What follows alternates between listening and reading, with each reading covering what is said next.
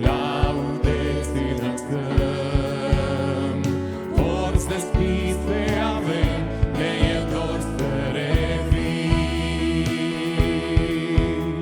Și tot Sionul cântă, Baruch haba Beshem Adonai, Adonai. Toți genunchii astăzi se vor pleca. Adonai, Adonai, Dumnezeu, doar Tu ești, iar noi vom striga. Adonai, Adonai, toți genunchii astăzi se vor pleca. Adonai, Adonai, Dumnezeu, doar Tu ești, iar noi vom striga. Adonai, Adonai, toți genunchii astăzi se vor pleca. Adonai, Adonai, Dumnezeu, doar Tu ești, iar noi vom striga.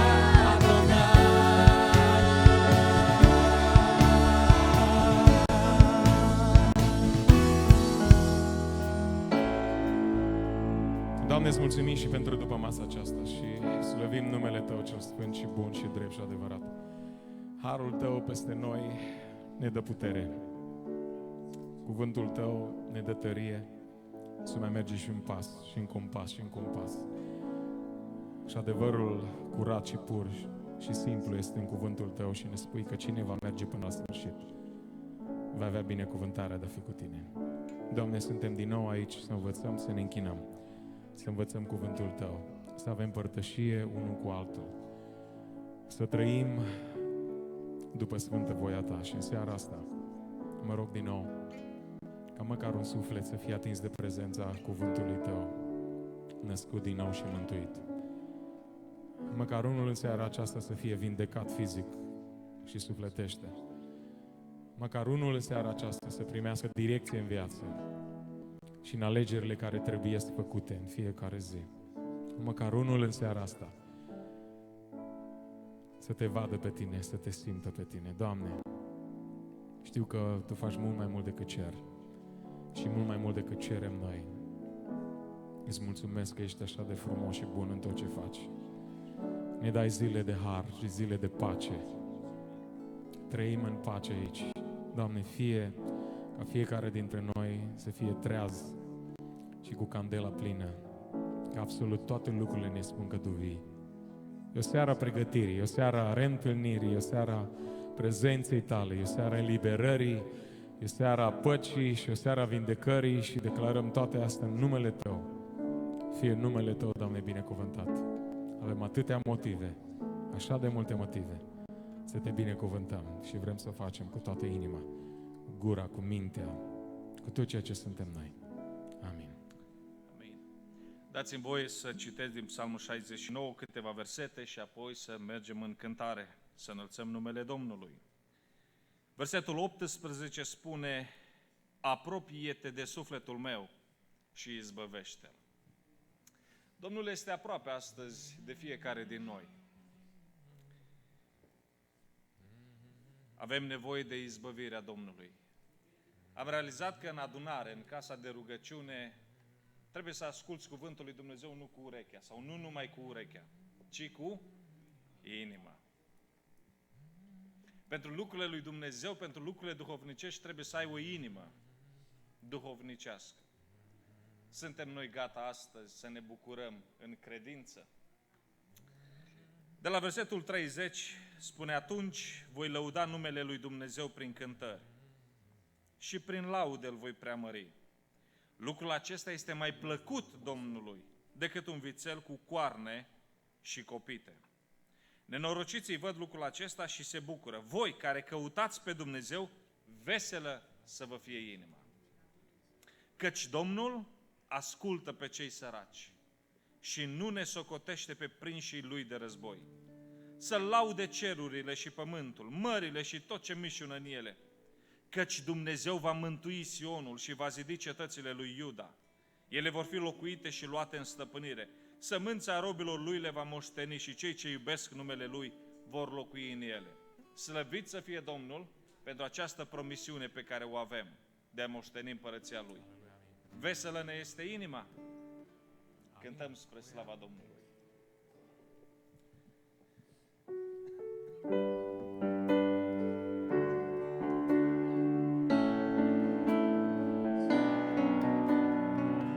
Bless the Lord, O my soul. Worship His holy name. Bless the Lord, O my soul. O my soul. Worship His holy name.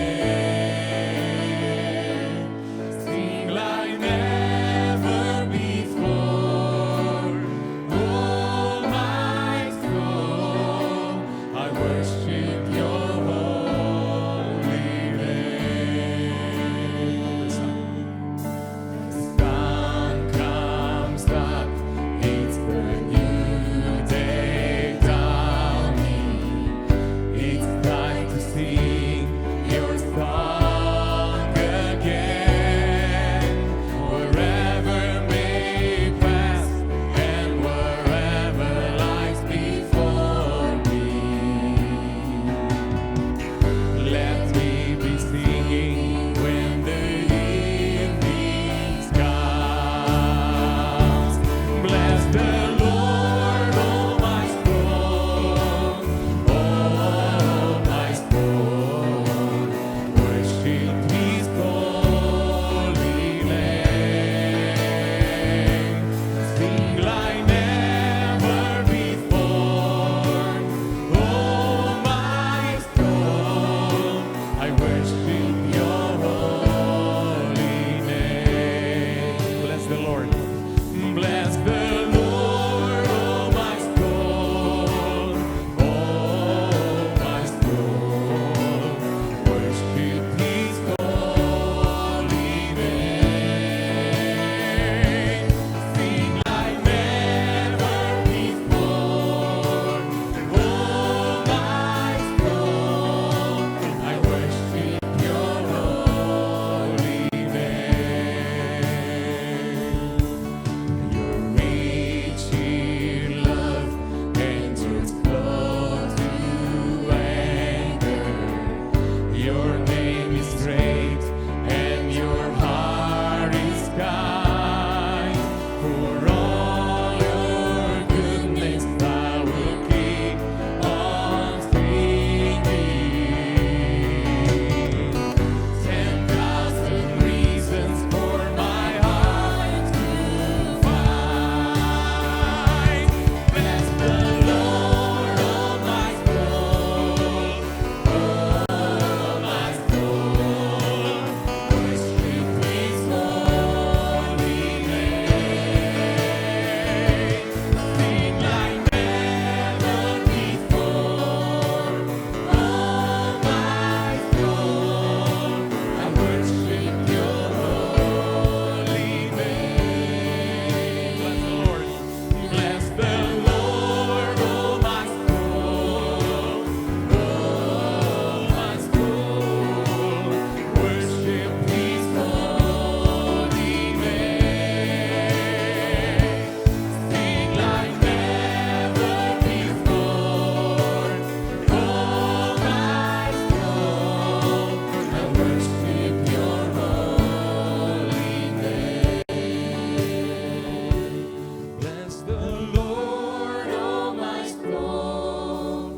O my soul, worship His holy name.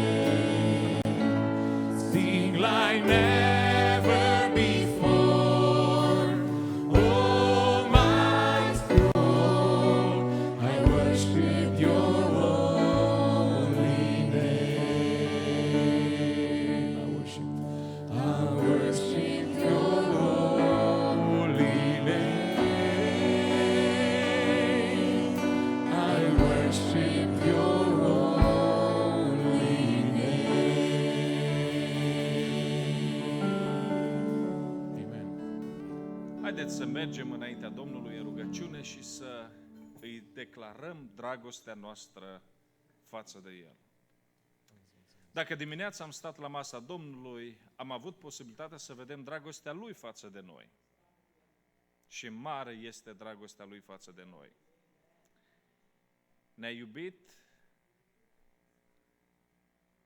pentru ceea ce eram și pentru ceea ce vom deveni sau vom fi devenit prin Hristos. Haideți să ne întoarcem înaintea Lui și să lăsăm inima noastră, sub inspirația Duhului lui Dumnezeu, să rostească o rugăciune înțeleaptă. Ne rugăm Domnului. Doamne,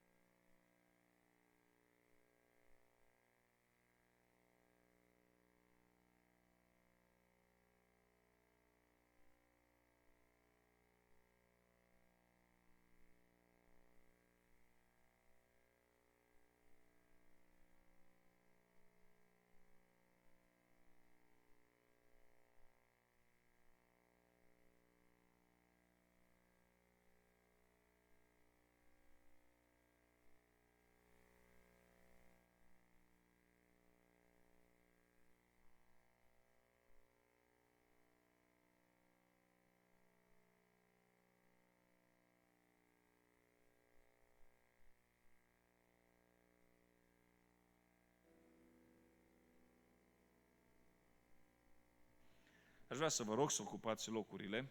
Mai cântăm spre slava Domnului, după cum frații vor considera o cântare sau două. După cântarea aceasta, aș vrea să anunț ca toți copiii de la școala duminicală, clasele 1-8, să vină aici în față și să cânte spre slava Domnului și spre bucuria noastră a părinților lor.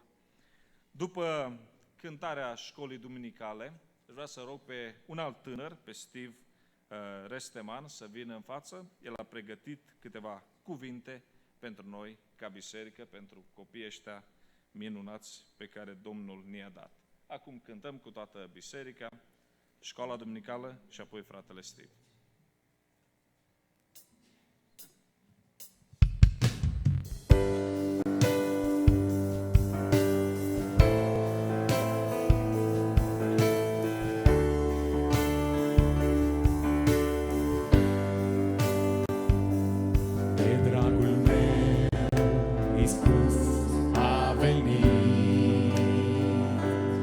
În locul meu El a murit.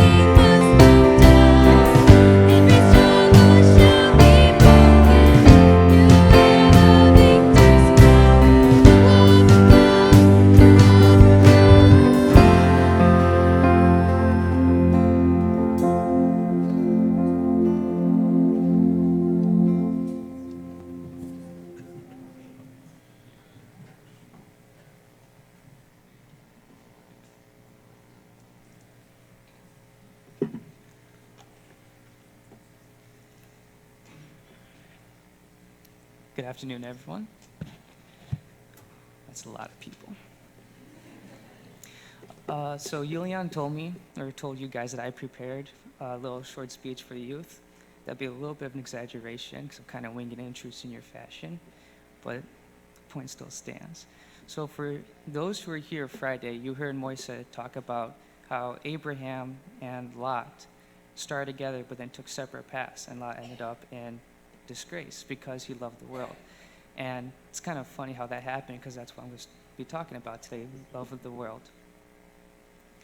And I just want to give a quick couple examples why they're kind of bad and then what you can do about it. First example, one that truly stands especially for Romanian guys, is soccer. Lots of Romanian guys like soccer. We have all this weird, crazy soccer knowledge bouncing around our heads. Like, ask one of the dudes, like, who are their starting 11 for Real Madrid's last game? Oh, they'll know. Who won this competition 10 years ago? They'll know. Who wore the number 14 on the back of their jersey 10 years ago? And they'll know weird stuff like that, right? But then, like, ask them who the 12 disciples were. They might know that, might take a little bit longer. Ask them who was the king of Judah 100 years after David. Kind of stressing out, right? It's like we don't have any room for all this biblical knowledge, which we should have, but we have room for pointless things like soccer statistics and players and all this garbage. And it's not worth your time and not worth your effort. And one reason why we're lacking in this biblical knowledge is because we're not spending as much time that we should in the Bible. And one thing that's taken up this time is social media. Lots of people put lots of time and effort into social media accounts, right? You want to post really good selfie. You want to keep your Snapchat streaks. That's a huge thing, right? But you don't keep a streak with God. You don't read your Bible. You forget to pray at night. You forget to thank Him for the simplest things like waking up. But you don't forget to go and check Instagram and see if this person posted something. Or you don't check your tweets, see if there's a funny tweet out. It's kind of sad. Another thing that really takes precedence over God in some cases, but shouldn't, are cars. Lots of people worry about the appearance of their car, the outward appearance of their car. They gotta wash it before you come to church. You gotta vacuum it, you have to make sure it smells nice, right? But then they don't worry about their outward appearance when they're talking or faced with non-believers. Because non-believers see us and they wonder, okay, is Christianity the real deal? Is God the real thing? But when they see Christians dressing up very provocatively and not appropriately, they see them reciting song lyrics that promote violence and death and all this garbage and rubbish. And then they see us and they're like, wow, okay, that's not cool. Is that really what God's all about? And then they forget about it and they're not interested in finding God anymore. We should be worried about bringing people to God and not worried about what's cool and if our car looks cool or whatever. And these things on their own, like going on social media or liking soccer or having cool cars, it's not a sin on its own. But the part that makes this sin is when it becomes more important than God. If you could please put up 1 John chapter 2, verse 15, I'll read through 17.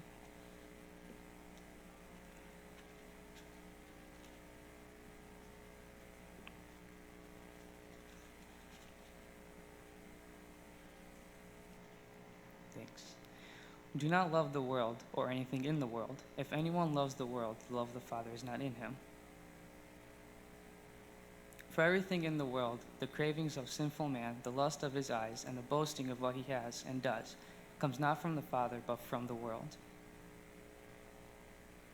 The world and its desires pass away, but the man who does the will of God lives forever. So, we've heard this time and time again, but it still stands true. God just wants a relationship with you. He made you, so the least he deserves is for you to at least talk to him. And if you rob him of his time, of your time and your desire to talk to him, and instead of putting into worldly things, it obviously does not please him. Our job here on earth is first to please God, and second of all, to bring other people to God. And when you don't put your faith in God, and you put your prime importance in other things like cars or soccer or your Instagram, you not only draw people away from God, you draw yourself away from God. But you can fix it. It sounds easy, but in practice, it's not that easy. Please put up Psalm 50, verse 15.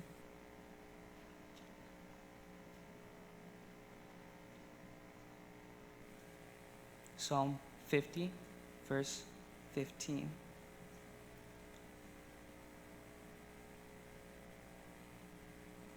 And call upon me in the day of trouble, and I will deliver you, and you will honor me. So like I said, it sounds easy. All you have to do is call on his name, but we all know in practice it's not that easy. We're all faced with temptations, and usually the first thought when we see a temptation is not always, "Ooh, I gotta go pray," but it really should be. If we can form this habit of praying to God and calling on his name when we're faced with temptation, we can start winning these battles and start prevailing and start doing good. If you can put up the last verse, Titus 2:11 and 12. This just kind of goes along with Psalm 15, Psalm 50:15. For the grace of God that brings salvation has appeared to all men. It teaches us to say no to ungodliness and worldly passions, and to live self-controlled, upright, and godly lives in this present age. And for me, that last part is very important to me because looking in the news, you see all these things. You see North Korea threatening to bomb us. You see all these riots and violence happening in the streets. The world is drawing farther and farther away from God, and now more than ever, it needs godly Christians to stand up and do his will. If we can just sit back and look and see, okay, did I put time and effort into God? Did I look and read the Bible? Did I pray to him? Did I make him the most important thing of my day and not all these other things I talked about earlier? Because if we can do this, if we can finally rearrange our priorities in the correct manner ourselves, we can start showing people, too, what the correct priorities are. We can start showing them what God can do. And maybe if we can start doing this, we can turn around this world. And that's what our true mission should be.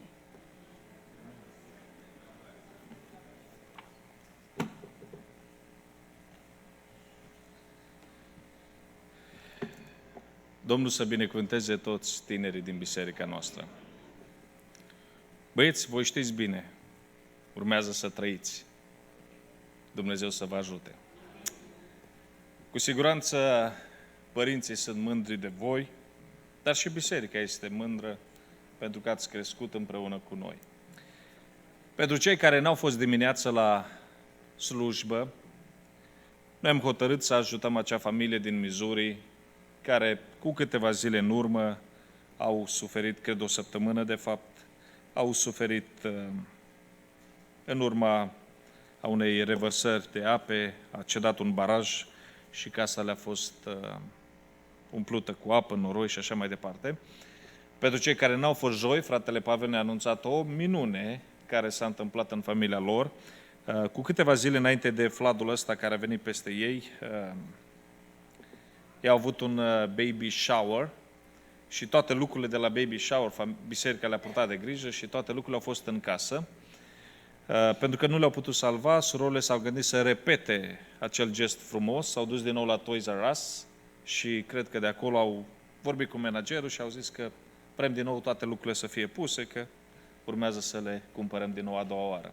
La care managerul a zis, nu e nicio problemă, aduceți-le așa cum le puteți scoate din noroi, din apă, aduceți-le aici și noi vi le vom replace cu unele noi nouțe. Sau slavă Domnului pentru treaba asta. Am văzut că pe o rețea de socializare s-a purtat de grijă, s-a deschis un cont, donații pentru ei ca și familie. Partea, ei sunt tineri, partea puțin mai tristă este că sora noastră este însărcinată în luna 8-a, urmează cât de repede bănuiesc să nască, așa că starea ei trebuie să fie una bună. Să ne rugăm ca Dumnezeu să-i întărească și în credință și fizic, să treacă biruitor prin aceasta.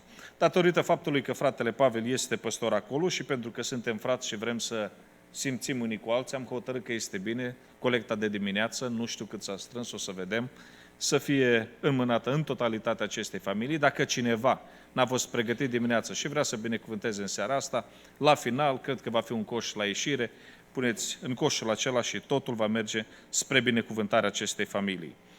Dumnezeu să vă răsplătească, să ne răsplătească tuturor celor care ajutăm. Ascultăm în continuare două tinere cântând o cântare, Ligi și Julie, după care fratele Tavi și familia Tivadar. Fratele George m-a anunțat că vor pleca pentru 3 săptămâni în Arizona, de aceea transmitem salutările bisericii noastre, acolo unde veți merge, Iuda 20-21, și mai mult decât asta vă așteptăm înapoi.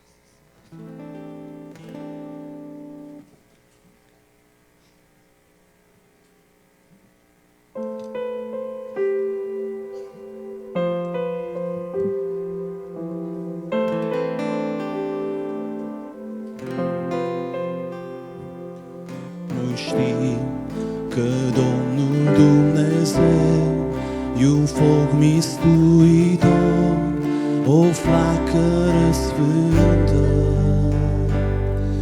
iar nostru drept judecător, bun și îndurător, din cer ne ascultă, către El noi vom privi, ochii ni vom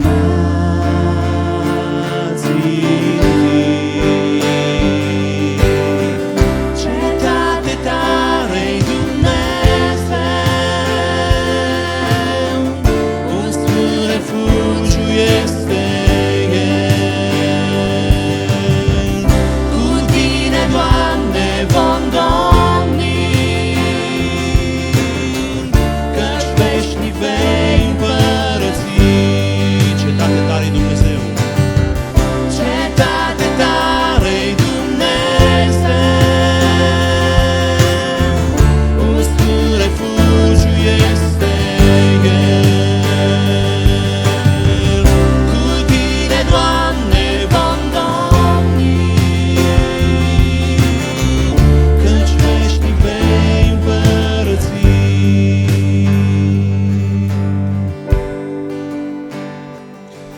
Noi știm că Domnul e gelos pe ai Săi copii în sfântă iubire. Mai sus pe ceruri e întronat, în slavă îmbrăcat și-n strălucire,